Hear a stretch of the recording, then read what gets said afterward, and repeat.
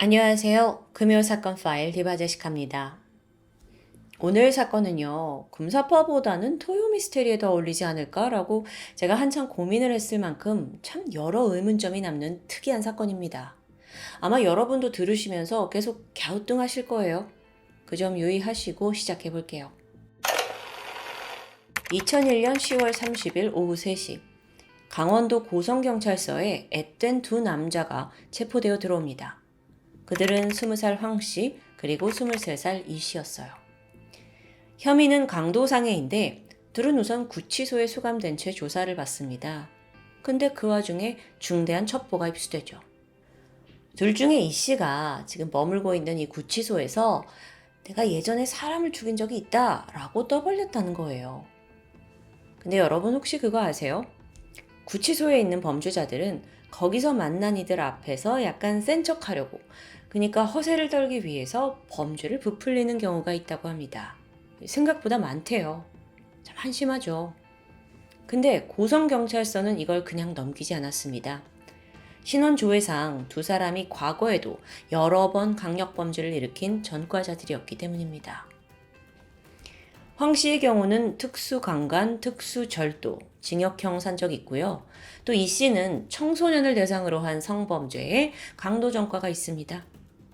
의심스러워요. 그래서 경찰이 이 씨와 황 씨를 각각 따로 신문실로 불러서 조사를 시작했죠.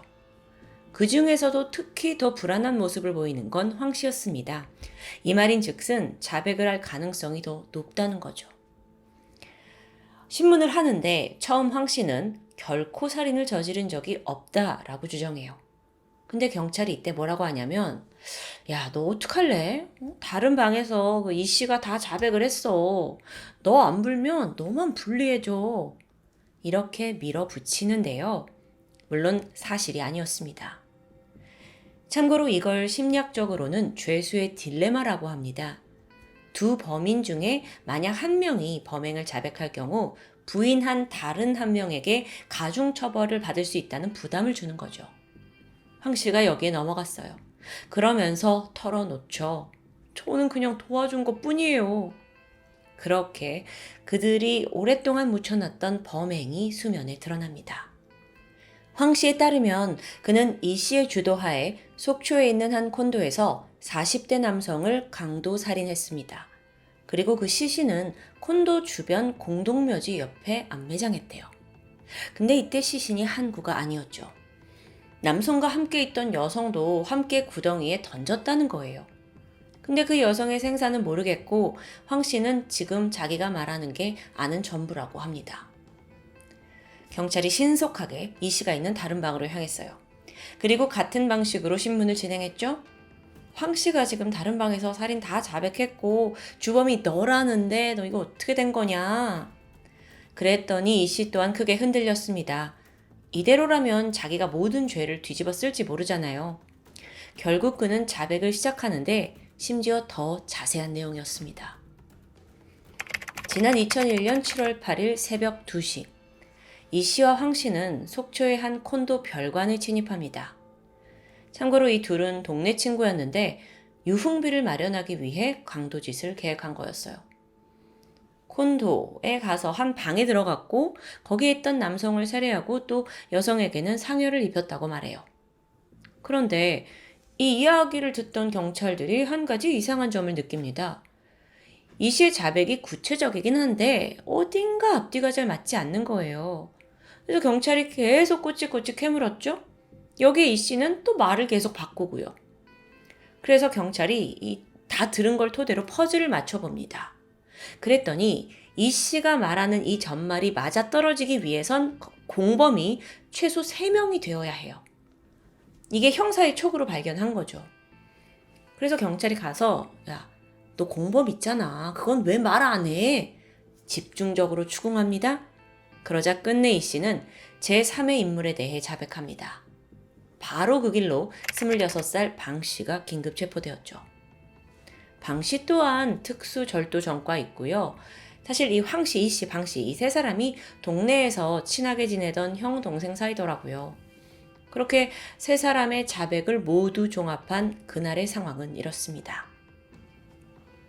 강도를 처음 계획한 건 황 씨와 방 씨였어요. 목적은 유흥비고요. 그러다 평소 친하던 이 씨에게 범행을 제안했고 그렇게 3인조 강도단이 탄생하거든요. 얼마 후 세 사람이 속초 콘도 별관에 직원으로 위장해서 진입합니다. 그러다가 3층에서 40대로 보이는 남성이 객실로 들어가는 장면을 봐요.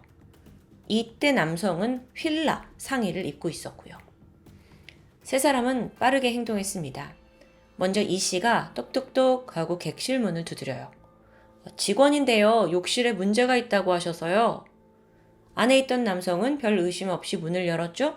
그러자 이 씨가 즉각 휴대용 칼을 들이밀면서 그를 방 안으로 밀어넣습니다. 바로 뒤따라서 황 씨와 방 씨도 방으로 들어왔고요. 그런데 들어와 보니까 예상치 못한 문제가 있는 거예요. 방 안에 여자친구로 보이는 30대 여성이 존재하는 겁니다. 세 사람은 당황했지만 일단 이 씨와 황 씨가 주도적으로 남성에게 돈을 빼앗았고 나머지 방 씨는 이 여성을 흉기로 위협하고 움직이지 못하게 하고 있었어요. 그렇게 이들이 빼앗은 돈은 현금 13만 원이었습니다. 여기서 문제는 이 피해자 남성이 그렇게 호락호락하지 않았다는 겁니다. 3인조가 어수선한 틈을 타서 그가 반격을 시도한 거예요. 이 씨 얼굴을 주먹으로 때립니다. 여기에 범인들이 분노했고 아까 그 여성을 제압하고 있는 방 씨를 빼고 나머지 둘이 남성을 끌고 5층 옥상으로 올라갔죠. 그리고 거기 있던 쇠파이프로 마구 구타하기 시작합니다. 곧이어 이 남자가 정신을 잃었는데 여기서 이성을 잃었는지 이 씨가 칼로 그 남성의 복부를 푹 찌르게 됩니다. 그리곤 이 남성 옥상 아래로 밀어버렸죠. 쿵 하면서 이 별관 1층 화단에 그가 떨어지고 사망합니다. 잠시 후에 다시 이 씨와 황 씨가 아래로 내려갔어요. 이 남성이 숨이 끊어진 걸 확인했고 이후 시신을 비닐로 감싸고 다시 쌀포대에 담아서 타고 온 승용차 트렁크에 실어둡니다. 근데 이게 끝이 아니죠. 다시 객실로 돌아왔어요. 그 남아있는 여성을 처리하기 위해서요. 이때 여성은 생명의 위협을 느꼈는지 막 크게 소리를 지르면서 저항합니다. 그러자 이 씨가 방 안에 있던 소화기로 그녀의 머리를 때려서 기절시켜요. 이후 일당은 이불에다가 여성을 둘둘 감싸가지고 안은 채로 자연스럽게 객실을 빠져나왔습니다. 근데 이때 1층에 있던 콘도 직원과 마주하게 돼요. 직원 옷을 입고 있는데 막 이불더미 들쳐매고 있으니까 수상하잖아요. 그러니까 이 중에 한 명이 얼른 먼저 말을 하죠. 여기 손님 아는 사람인데 욕실에서 넘어져가지고 병원에 가는 길이에요. 이렇게 들러대고는 황급히 자리를 떴습니다. 그 다음으로 세 사람은 이 남성의 시신을 콘도 인근의 공동묘지에 안매장했어요. 그리고 여성은 근처 구덩이에 그냥 던져놓았고요. 와, 지금 여기까지가 전말인데요. 자, 일단 문제는 세 사람 모두 그 마지막 여성의 생사에 대해서는 끝까지 확인하지 않아 모르겠다고 말합니다. 그 여성도 죽은 걸까요? 만약 살아있다면 신고를 했겠죠? 경찰들은 사실 확인을 위해 대대적인 수색에 나섰습니다. 여기엔 무려 15일간의 시간이 소요되었고요. 결국 2001년 11월 속초에 있는 H콘도 인근 공동묘지에서 안매장된 시신 한 구를 발견했죠. 신장이 175cm, 40대 초반의 남성이었습니다. 시신이 비닐에 쌓여서 마대자루 안에 담겨 있었고 또 휠라 상의를 입고 있습니다. 이거 세 사람의 증언과 정확히 맞아떨어지죠? 아니 근데 여성은 어디 있을까요? 그 인근을 샅샅이 뒤졌죠. 근데 그 어디서도 여성의 시신이 나오진 않습니다. 게다가 사실상 남성의 시신과 자백을 제외하곤 살인을 했다는 정확한 범행 도구 이런 게 나오지 않은 상황이에요. 심지어 그 일당과 대화를 나눴다는 콘도 직원도 찾을 수 없었고요. 이거 좀 불안합니다. 이때 경찰들은 3인조의 자백을 다 받아냈으니까 이게 충분히 증거 능력이 있다고 판단했고 즉각 세 사람을 살인죄로 기소합니다. 그런데 예상하셨죠? 재판이 시작되자마자 상황이 급변해요. 세 사람 모두 사실 다 거짓 자백이다 이러면서 범행 일체를 부인하는 겁니다. 신문을 받는 과정에서 경찰들이 밥도 안 주고 구타하고 고문하고 거기에 물고문과 전기고문을 한다는 소리까지 들먹이면서 위협을 받아서 어쩔 수 없었대요. 너무 겁에 질려서 경찰들이 원하는 대로 가짜 스토리를 만들어냈다는 주장. 아니 그런데요. 이게 가짜라기엔 지금 시신을 찾았잖아요. 이건 어떻게 설명할 거죠? 어쨌든 1심 재판부는 이들의 주장을 받아들이지 않았습니다. 그 근거가 뭐였냐면 봐라 죽은 피해자의 인상착의, 또 그 휠라라는 옷 브랜드, 시신을 유기한 방법, 위치 모든 게 구체적이지 않냐 이 점을 들었어요. 사실 이걸 우연의 일치라고 보긴 좀 힘들죠. 그렇게 1심에서는 살인을 주도한 이 씨는 무기징역, 그리고 황 씨와 방 씨에게는 각각 징역 20년과 7년이 선고됩니다. 하지만 재판이 끝나고 1년 4개월 뒤 반전이 시작됩니다. 2003년 1월에 열린 2심에서 원심 다 뒤엎고 이들에게 무죄가 선고된 겁니다. 이거 무슨 일인가 싶으실 텐데요. 사실 범인들의 자백을 좀 자세히 들어보면 여러 곳에 허점들이 존재했습니다. 우선 피해자들의 신원이 전혀 파악되지 않았어요. 범인들 말대로 이 해당 남녀가 콘도에 투숙을 했던 사람이면 당연히 기록이 남아 있어야 되죠? 근데 기이하게도 그날 밤 투숙객 중에 실종된 사람이 나오지 않습니다. 또 피해자들 것으로 추정되는 유류품도 전혀 발견되지 않았고요. 분명 방에 남아 있을 텐데도 불구하고요. 게다가 그 피해자 남성을 옥상에서 밀었다고 했잖아요. 근데 콘도 하단 어디에도 혈흔이 나오지 않아요. 여기에 대해 범인들은 우리가 피를 물로 다 닦아냈다라고 증언했거든요. 근데 이 H콘도 외부에는 수도시설이 없어요. 물을 사용하는 게 불가능한 조건이었죠. 여기에 더해 그 남성과 함께 있었다던 여성의 행방도 미스테리입니다. 만약 그녀가 사망을 했다면 분명 근처에서 시신이라도 나왔을 거예요. 근데 없죠? 반대로 만약 그녀가 살아남았다면 이게 더 이상해집니다.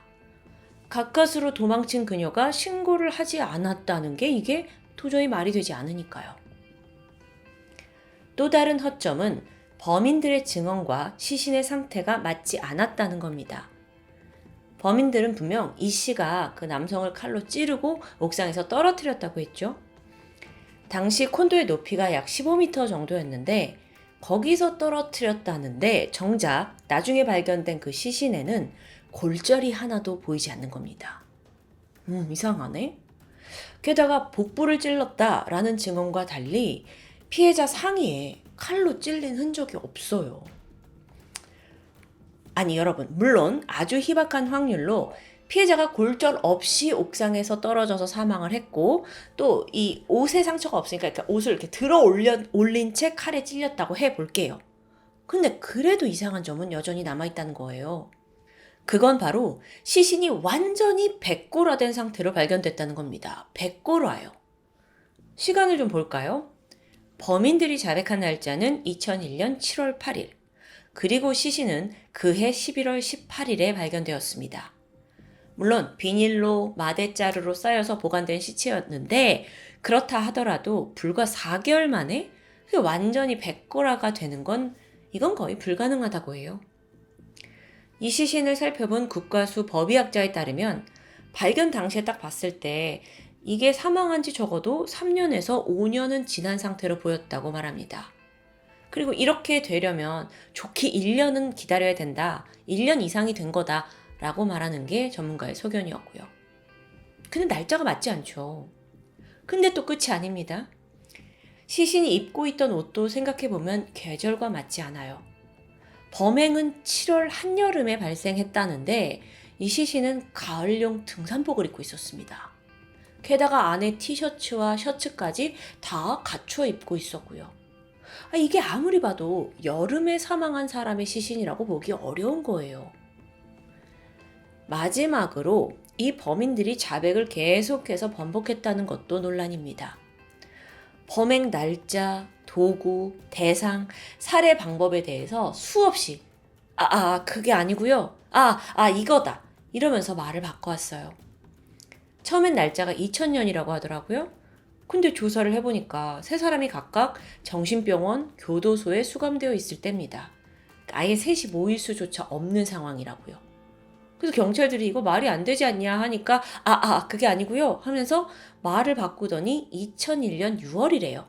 그러다 또 정정하고 그렇게 최종적으로 받아낸 날짜가 2001년 7월이었어요. 아니 그러고 보니까요. 그 시신을 옮길 때 사용한 차량 종류, 차량의 색조차도 제대로 증언하지 못합니다. 첫 진술에서는 검은색 그랜저라더니 나중에는 흰색 소나타였다 라고 번복해요. 그 다음엔 방 씨가 빌리는 렌터카라 잘 모른대요. 확인해보니 방 씨가 렌터카를 빌린 건 사실이었습니다. 아니 근데 또 반전이 있죠. 이게 사건 전날인 7월 7일 접촉사고가 나서 그 다음날까지 차 수리를 맡긴 내역이 있어요. 그러면 이 차를 이용해서 7월 8일에 시신을 옮기는 건 불가능한 시나리오가 되죠. 또한 방 씨는 처음 진술 당시 그 피해자, 죽은 남성이 자기가 아는 형이라고 말했거든요. 500만 원 갚으라고 독촉을 해서 옥상에서 밀어 죽였다는 거예요. 근데 확인을 해보니까 아니야. 방 씨가 지목한 그 채무자는 멀쩡히 살아있고요. 또 방 씨보다 나이 많은 형도 아니었고요. 뭐 이래요. 이런 진술의 허점들과 더불어 또 다른 근본적인 문제가 있긴 합니다. 그건 바로 범인들의 지적 수준인데 방 씨는 IQ 44에 중증 정신지체를 가지고 있었어요. 정신연령이 한 6세에서 9세 정도입니다. 자기 이름만 겨우 쓰는 수준이었죠. 황 씨 또한 초등학교만 졸업한 상태였고 주범격인 이 씨는 오랜 수감 생활로 인해서 약간의 정신질환을 겪고 있었다고 그래요. 이러니까 이제 좀 이해가 되시죠, 여러분? 이들 입에서 나온 자백에 대해서 사실상 신뢰를 의심할 수밖에 없는 겁니다. 결국 2심 재판부는 오랜 논의 끝에 이 자백의 신빙성이 없다고 판단을 했고 사건에 대한 재조사를 명령합니다. 따라서 만일 검찰이 3인방의 범행을 주장하면 자백 말고 다른 증거물들을 가져와야 됐어요. 그런데 여기서 검찰의 믿을 수 없는 정말 황당한 실책이 드러나죠. 그들이 이미 그 피해자 시신과 입고 있던 옷, 시신이 담겨있던 마대자루까지 모두 태워서 처리해버린 거예요. 이유는 간단했습니다. 1심에서 이 정도 나왔고 사건 마무리 다 됐는데 딱히 또 이걸 어디다 보관하겠어? 마땅치 않으니까 그냥 소각을 했대요. 결국 사건을 해결할 마지막 열쇠가 이렇게 허무하게 사라지면서 이어진 재판에서 이 씨, 황 씨, 방 씨 모두 증거 불충분으로 무죄 판결을 선고받은 겁니다. 동시에 여러분, 이 사건은 사실 발견된 시신이 백골화되어 있잖아요. 그러니까 죽은 이가 누구인지조차 신원을 파악하지 못했어요. 그렇게 미제로 남아버렸죠. 근데 여러분도 이 3인조가 무죄라고 생각하시나요? 명백하게 무죄라기엔 여전히 찝찝한 게 다수 존재합니다. 세 사람은 어떻게 그 시신과 관련된 그렇게 자세한 내용을 알고 있었을까요? 시신이 매장된 위치, 매장 방법, 휠라 옷 정확히 맞췄어요. 아무리 구체적인 범행 내용을 경찰들 유도에 따라 허위 자백했다 쳐도 안 매장된 시신에 대해서 결코 이건 지어낼 수 없는 이야기 아닐까요? 그런데요, 여러분, 이 사건에 대한 또 다른 흥미로운 사실이 있습니다. 전해지는 바에 의하면 황 씨가 경찰에 검거되기 전날 영화 한 편을 대여한 기록이 남아 있었어요. 그 영화의 제목은 Say Yes. 한 부부가 사이코패스 살인범을 만나면서 벌어지는 스릴러물입니다. 공교롭게도 이 영화의 배경은 속초의 한 콘도. 그리고 영화 속 범인이 피해자를 살해할 때 사용한 흉기는 람보칼이에요. 이게 바로 그 사람을 살해할 때 사용했다고 진술한 흉기와 일치하는 겁니다. 그렇다면 이들의 거짓 진술 상당 부분이 혹시 영화에서 나온 게 아니냐 이런 의견도 있긴 했죠. 어찌됐건 이에 대한 모든 진실은 더 이상 알 수 없는 상태로 묻히고 말았습니다. 국내에선 동일한 사람을 같은 죄로 2번 재판대에 세울 수 없으니까요. 속초 H콘도 암매장 사건. 피해자가 누군지도 모른 채 더 이상 조사도 불가능한 미제 사건. 과연 여러분이 생각하는 진실은 무엇일까요? 댓글에 편하게 남겨주세요. 지금까지 금요사건 파일 디바제시카였습니다. 안녕하세요. 금요사건 파일 디바제시카입니다.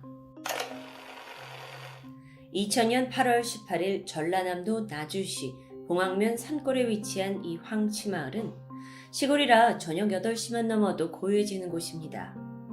이곳에 늦은 밤 11시 30분쯤 마을 초입에서 남녀의 다툼 소리가 들려왔죠. 50대 남성 이씨와 그의 딸 20대 이양이었습니다.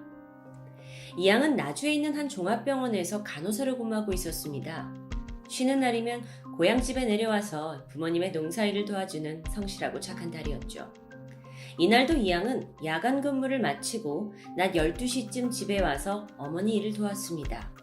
이후 함께 저녁을 먹고 시간을 보내다 TV를 보면서 아버지 이씨를 기다렸는데요. 아버지는 늦은 저녁 만취한 채로 집에 돌아왔습니다. 그리고선 다짜고짜 아내에게 큰 소리를 치기 시작했죠. 이 모습을 본 딸은 부모님을 떨어뜨려 놓기 위해서 아버지를 끌고 집 밖으로 나온 시각이 11시 30분입니다. 부녀는 함께 걷기 시작했습니다. 딸은 엄마랑 좀 사이좋게 지낼 수 없겠냐면서 아버지를 설득했죠.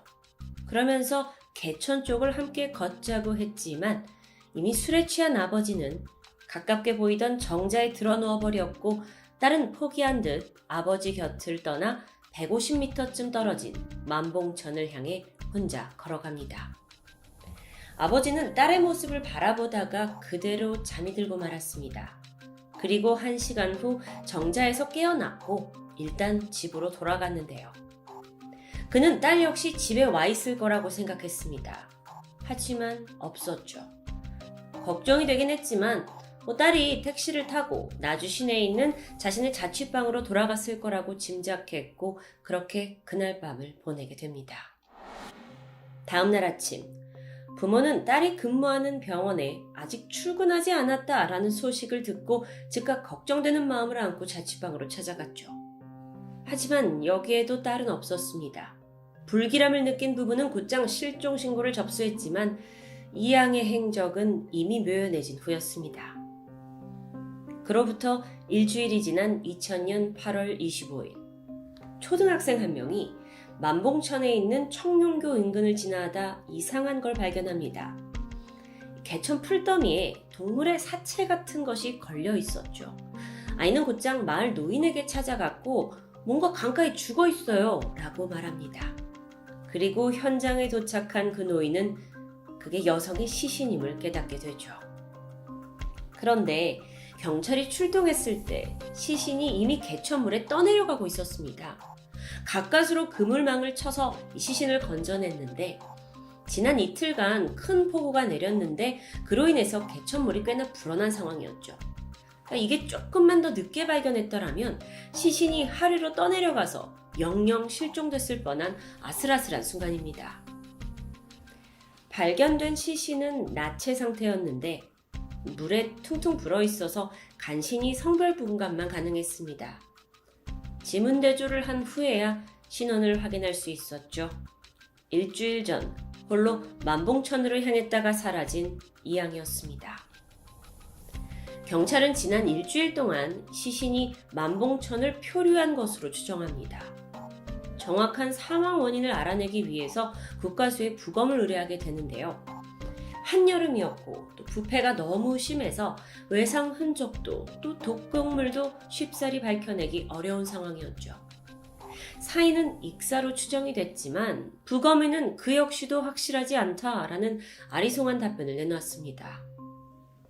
당시 경찰은 타살과 자살 두 가지 가능성을 모두 내다봤습니다.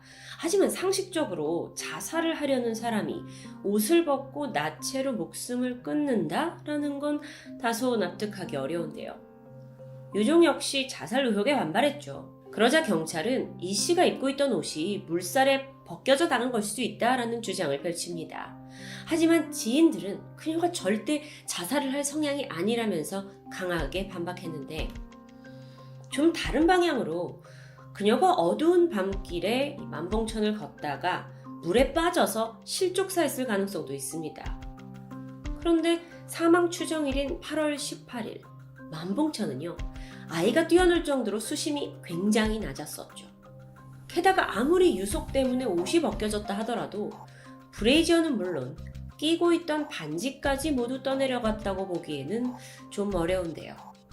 조사를 하면 할수록 이 사건은 타살일 확률이 절대적으로 높았죠. 한편 시신 발견 이틀 전에 시신이 발견된 현장에서 위쪽으로 수백 미터 떨어진 하천 상류에서 한 아주머니가 동물의 사체 같은 걸 봤다고 증언합니다. 그 지점이 워낙 풀숲이어서 밤에는 가로등조차 비치지 않는 아주 외진 곳이었다고 하는데요. 누가 비명을 지르더라도 아무도 듣지 못하는 그런 곳이었죠. 그렇다면 그 지점이 실제 범행이 벌어진 장소였을 가능성이 있습니다. 이후에 비가 내리면서 하천물이 불어났고 결국 시신이 하류로 떠내려온 정황을 예측해 볼 수 있겠죠. 이후 경찰은 살인의 무게를 두고 일단 만봉천 수색에 전념했습니다. 그리고 이 씨가 입고 있던 다른 옷가지나 유류품이 있는지 추적을 하기 시작했는데, 안타깝게도 모두 다 떠내려갔는지 아무런 단서도 나오지 않았는데요. 물론 이와 동시에 이 씨 친구들, 직장 동료, 그리고 이 지역의 우범자들도 모두 탐문했고요. 마지막까지 그녀와 함께 있던 아버지 또한 용의선상에 올랐습니다. 그렇게 수사는 다각도로 진행이 됐지만 결국 그 누구에게도 혐의점은 나오지 않았어요. 안타까운 건 당시 사건이 별 주목도 받지 못했다는 겁니다. 단지 지역신문의 짤막한 기사가 전부였죠. 그 나주 지역에 당시에 쓰레기 처리장 문제로 대규모 시위가 있었는데 이걸 통제하고 있느라고 대부분의 경찰 인력이 소모된 것도 문제였습니다. 그렇다 보니 수사 인력에 구멍이 생겼겠죠? 이게 초동수사 실패로 이어졌다고 분석되는데요. 그렇게 실종 사건이, 아니 살인 사건이 미궁으로 빠진 지 한 달째인 9월 16일 오후 2시, 수사본부로 한 여성의 전화가 걸려옵니다. 지인이 사람을 죽였어요. 심상치 않은 제보였죠. 여성은 신원을 밝히지 않고 전화를 끊었지만 경찰은 즉각 발신자 추적을 통해 그 제보자를 파악하는 데 성공합니다. 그녀는 26살의 함씨. 함씨에게는요, 결혼을 전제로 동거하던 남자친구가 있었습니다. 얼마 전 남자친구가 사촌형을 만나고 왔는데 그 형이 말하길 내가 아랫마을 아가씨를 목 졸라 죽였다 라고 고백했다는 제보입니다. 경찰은 즉각 함씨의 남자친구를 소환했죠. 그의 증언은 더욱 구체적이었습니다. 남자친구에 따르면 9살 많은 고종사촌형 장씨가 한 간호사를 죽였다고 말했습니다. 참고로 장씨는 이 피해자 집에서 3km 정도 떨어진 마을에 살고 있던 사람입니다. 그런데 이미 상해, 폭력 등으로 전과가 10개나 되는 인물이었죠. 사건 당일 장씨가 만봉천 옆에 도로를 따라 트럭을 운전하고 있었는데 마침 평소 안면이 있던 이양이 혼자 걸어가는 모습을 발견합니다. 이후 그는 이양을 목 졸라 죽였고 옷을 벗긴 후에 개천 풀숲에 밀어 넣었다고 말하는데요. 신발과 옷은 집 앞 냇가 돌 밑에 눌러서 숨겨놨다고 합니다.